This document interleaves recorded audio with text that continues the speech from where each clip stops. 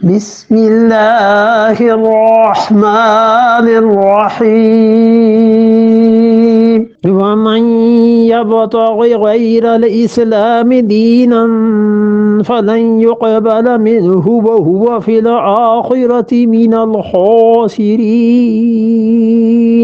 الاسلام دینن، اور لوگوں جو کوئی اسلام کے علاوہ کوئی اور دین چاہے گا،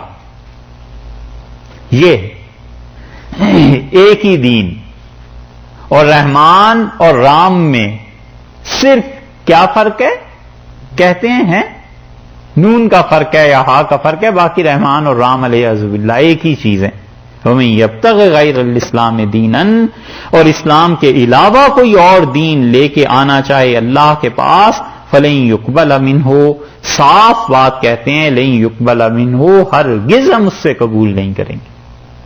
یہ جو وحدت ادیان کا پرچار ہے نا، کہ سارے ہی دین ایک ہیں، اور یہودیت بھی وہی ہے، عیسائیت بھی وہی ہے، اور اللہ نے سب کو بلایا ہوا ہے، اور سب قیامت میں پہنچ کے ایک ہی ہو جائیں گے، اور سب چیزیں ٹھیک ہو جائیں گی،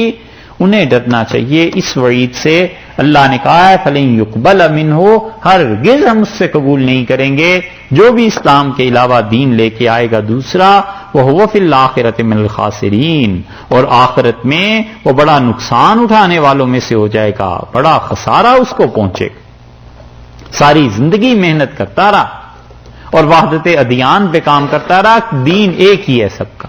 اور وہاں پہنچا تو پتا چلا جتنے سکے لایا ہوں سب کھوٹے ہیں، اور یہاں تو ایک ہی سکہ چلا اسلام والا، اب تو نہ پلٹ کے جا سکتا ہے، زندگی ملتی ہے نہ کچھ کر سکتا ہے۔ وَهُوَ فِي الْآخِرَةِ مِنَ الْخَاسِرِينَ، آخرت میں خسارہ ہے۔